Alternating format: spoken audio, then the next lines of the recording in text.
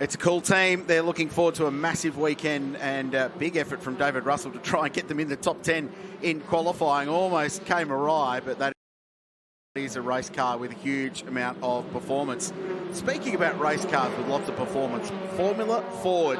It's great to see these cars back at Mount Panorama in a national championship capacity. The last time around of the Australian Formula Ford Series or Championship raced on the mountain, it was 2012. And let me enlighten you on some of the names that were on the grid. Gary Jacobson got pole position. He went on to do some stuff in supercars. Jack LeBrock was on the grid. Macaulay Jones was on the grid. And a young bloke from Warwick named Matt Campbell qualified third for Synergy Racing. I'm not sure what he went on to do. Probably some good stuff in motorsport. So that is the last time National Formula Ford race. This is round one of the 2024 series. It's great to have them back here. Its second race, Harrison Sellers won race one, as a result starts this one from the front row of the grid. Cody Mains-Rutty from the outside of the front row. Eddie Bestwick from third and Daniel Frugas from fourth place. These are young stars, young drivers climbing up through the ranks in Aussie motorsport, as my two colleagues have done so. The first topic we need to address now in talking National Formula Ford is the team that's dominated the category since they first raced. This is the first National Formula Ford race without an entry from Sonic Motor Racing since 1998. It's a big, big difference in Formula Ford racing to not have Mick and Maria's team on the grid. You know, I got to say, what a legacy as well that they left in Formula Ford. I mean, to be in Formula Ford for that long, and every year they were always at the front. They were always in contention for a championship. And like you said, Crailsy, it is different not having them there. But yeah, they're still racing in many other categories, but they definitely left an amazing legacy in Formula Ford. And they've elected to focus on their Porsche programs. That Lobco will be one to watch out of fourth place. Will Lowing from the outside of the fourth row of the grid, I should say, Joe Fawcett and Kyle Cotter out of row number 5. So there was some dramas early in race one. There was a crash that saw that race finish under safety car. Just 5 laps were completed there. And Fraser High, unfortunately, in the Spectrum, not taking part in this one because of damage occurred in race one today. So he's a scratching in this. So it's been a long time since Formula Ford has raced here. The clock already ticking on account of the delays that we've seen from that HQ crash. So this is going to be a flat-out sprint race. Ben Barguana, you've raced these cars. Vic State Championship means you've run them at Phillip Island, which is a wild place. What's a Formula Ford like in a tow, which these guys are going to get down Conrod? Well, it is going to be absolutely epic, I think. First lap down Conrod, I reckon everyone will be looking for the tow, and it's going to work incredibly strong. And I think it's funny, when I raced Formula Ford, the Spectrums used to tow on a Spectrum really good, but Miguel never used to tow on a Spectrum that good, and it was all a bit interesting. But I think with the long straight here, Conrod, and even Mountain Straight, the tow's going to be incredibly strong. So it's almost like you don't want to lead the last lap because you're not going to hold on to it. Daniel Frogus, the only McGale in the top group at the moment this weekend in a field that's being dominated by the Aussie-built Spectrum chassis. So Sellers and Mains-Rutty on the front row of the grid. There'll be 8 minutes on the clock or less, so this is going to be 4 or 5 flat-out laps. They've got one more race tomorrow to kick off the Australian Championship for this year. This is cool racing. This is important stuff in a young driver's career. And it's a category that has delivered so many superstars of our sport over the generations and continues to do so. A green flag, Formula Ford back on the mountain in a national series capacity for the first time in 12 years. And the field launches towards turn 1. Good start from the outside of the front row. Pole sitter slow away. And the squeeze into turn 1 for Sellers. Get out the other side, but it was very, very tight. Bestwick away nicely. And now the slipstreaming begins. Everyone gets out of Hell Corner okay. And as they climb up the hill, they're 2 by 2. Look how close this is. 5 cars right at the front there. They are absolutely nose to tail, touching gearboxes. Or trying to move over a bit, trying to get that inside line, heavy braking into turn 2 there. Don't want to lock up. Look, we're still side by side. Look at this. The whole field is bunched up, and it's an absolutely epic run up here to the cutting. Cody Mains-Rutty, that was squeezed off into the grass, and up the inside goes Frogus in the 27 car. squeezing through the kink. They're still side by side, further back as they head up the cutting, up the hill for the first time. Intense stuff. And then up to Reed Park they go.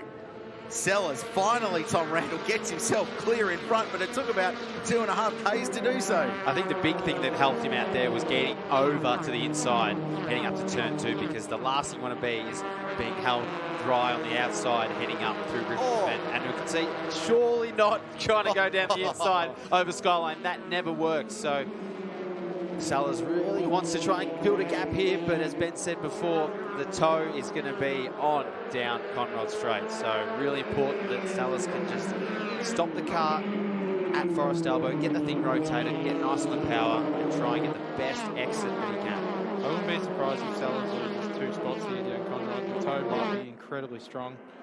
Well, he's actually got a good enough gap, so he might hold on to this. Oh, how's the swerving going on in the snake of cars? Fergus moving across hard to cover off Main's Ruddy. Now they'll go side by side down towards the kink.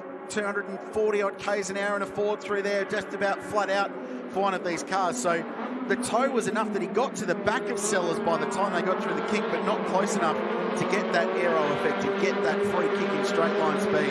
Fergus has got to be careful, not moving too many times there, because Main's Ruddy was already down the inside, and looks like Fergus has gone in for a big pass into turn into the final corner, and he's made it stick. Sellers didn't get the thing turned in at Murray's. It ploughed wide. I'm not sure if it was understeer. He just missed the turning point, but he's dropped 2 spots, and now it'll be 3 as Bestwick goes up the inside as well at 1. So he's gone from leading and bouncing off the road. I reckon that might have been Zach Lobko on the exit of Hell Corner. And you see, you mentioned that Spectrums were dominating that top group, and it's now Miguel leading the field. He goes defensive, but that run up the outside was just too strong. Spectrum back in the lead. They're 3 wide behind for 4th, 5th and 6th place, side by side for 2nd. On the exit of Griffin's Bend, the car on the outside's going to hold on there. Main's Ruddy leading. Back from 1st to 3rd in the space of 2 points. That's a huge moment. How was the 3 wide going up the hill? That was extraordinary stuff, but they managed to get it out, and they all came out the other side. We got to run up it top of the mountain here. It's really tight. I mean, look, the whole field is still within a whole second. Yeah, it's so close, and that toe massively powerful. Look at the group all bunched together as they get across to the metal grate and onto Brock Skyline. So Cody Main's Ruddy leads the race. Eddie Bestwick next. Fergus in 3rd. Sellers next. Iacono 5th. Running where he started the race at Lobko 6th. Bussy in 7th place. Williams, Lowing and Cotter rounding out the top 10. And here we go again with pretty much the entire field grouped together in a big freight train as they get to Conrod once again. The fastest first sector is set by Lachlan Strickland in 14th position.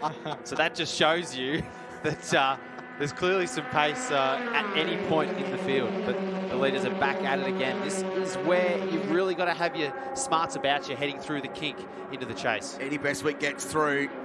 So round the outside, got the toe and was clear on the exit of the kink. And Fergus now squeezing up the inside of our race leader. So that's what 4 lead changes so far this race. Could be 5. And there's a lot of energy in this because there's less than 3 minutes to go. So there's only a couple of laps to racing. Big moment. And spinning around the 43 car of Iacono. Oh, and our former leader as well. Sellers has gone round as well. Yes. Not sure if there was contact there. We'll have to get another look at that. That's where he surrendered the lead a lap ago, Ben. I think I saw Jack Bussey in the dirt as well, who was our pole sitter. So that's devastating, but it's actually pretty lucky to get away with that, because normally these open wheelers, when they come together, it turns them into a canoe. So they're pretty lucky. The race is still going. We've got to move here for the lead again. This is awesome.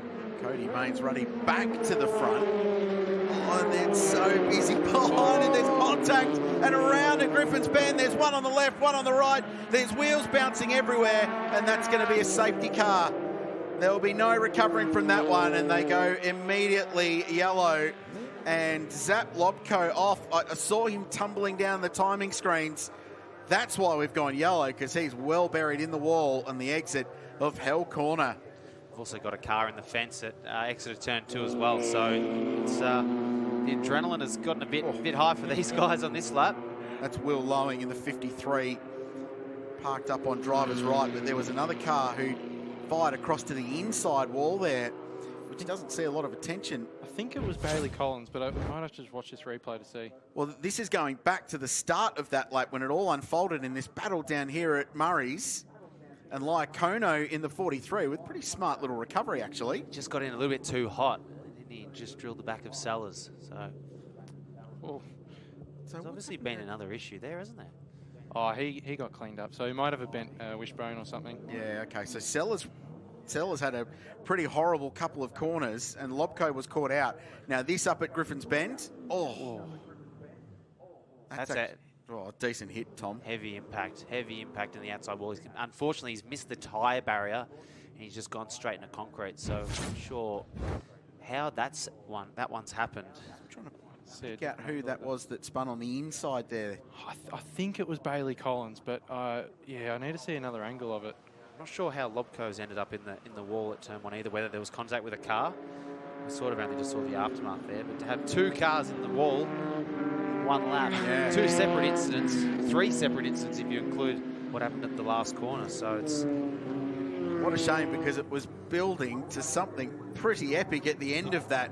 That slipstreaming was so intense, and that was shaping as a race that if you were third at the top of Conrod in the final lap, you're probably going to end up winning. Absolutely.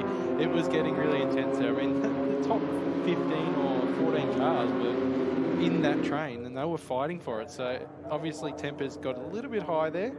But as I mentioned before, these open wheelers, it really doesn't take much. You just can't have that wheel-to-wheel contact. And obviously just a little bit of contact up there at turn 2, and it's ended in disaster. Pick up the safety car, and this race should finish under yellow with the time clock ticking down. Race control doing their very best to get as many laps in as they can. Boys, how important was Formula Ford to your junior careers? Tom, you were national championship. You did a couple of national rounds, Ben, focused on Victoria before you jumped into TCR and other categories. How important was it for you in your early formative years as a driver? Yeah, look, I think massively important. These cars are proper race cars, and I still think they're one of the best race cars in the world. So, but part of the reason for that is you learn to develop the driving skills that you need that you can take to any other race car. If you can learn how to make a Formula Ford fast, you can take that knowledge to any other race car, and they're just pure awesome cars that you can't get away with making mistakes, or you have to be perfect, and you have to learn how to be perfect. 74% is the lane. Bussy. Yeah, to add to your point there, Crazy, it was pretty vital in my Battery career as well. level is low.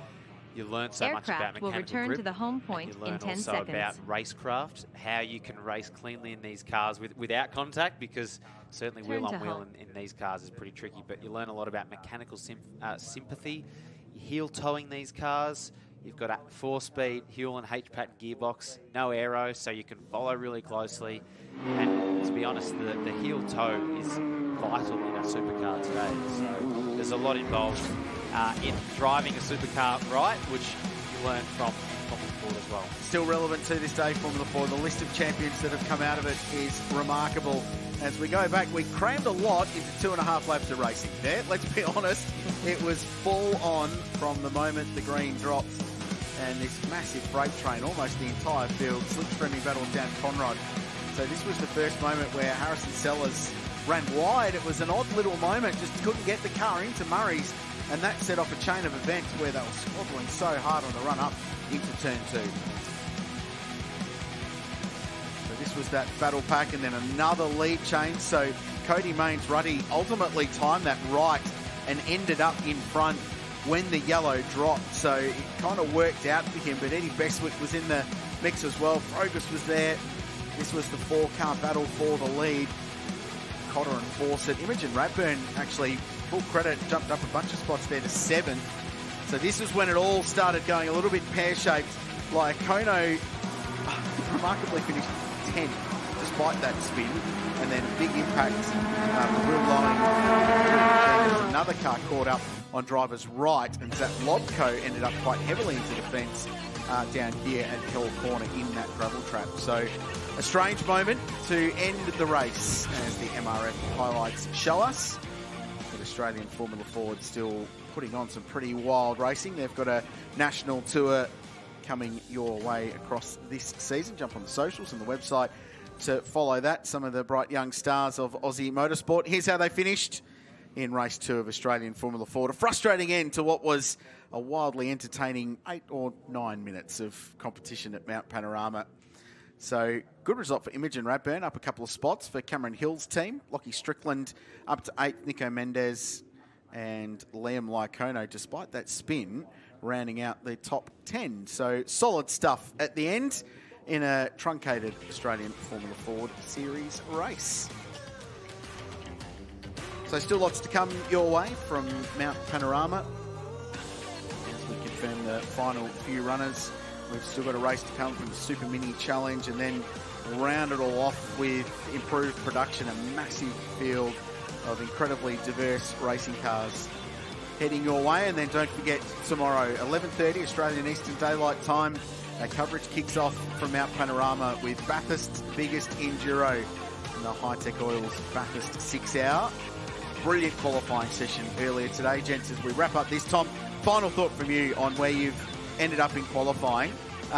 Couldn't quite get there in the end, couple of tenths, but are you happy? Are you confident? Where you at? I'm certainly more confident than I was last year. I think the car's got a lot of speed. Yeah, we just had that issue with the gear shifters. I think we're looking actually pretty good for potentially pole, but yeah, we'll see. It's a long race. Ben, thank you. Nice work. We'll hear more from you today. Good luck tomorrow, Tom. We'll hear from you a lot in the broadcast, I know, and thanks for your contributions today up here in the commentary box where the air conditioning is nice and cool. Yeah, nice work. Great spot up here, so thanks, Grailsey. Good stuff, boys. We're going to take a short break from Mount Panorama. Still plenty of racing coming your way. You're watching the High-Tech Oils back to 6 Hour.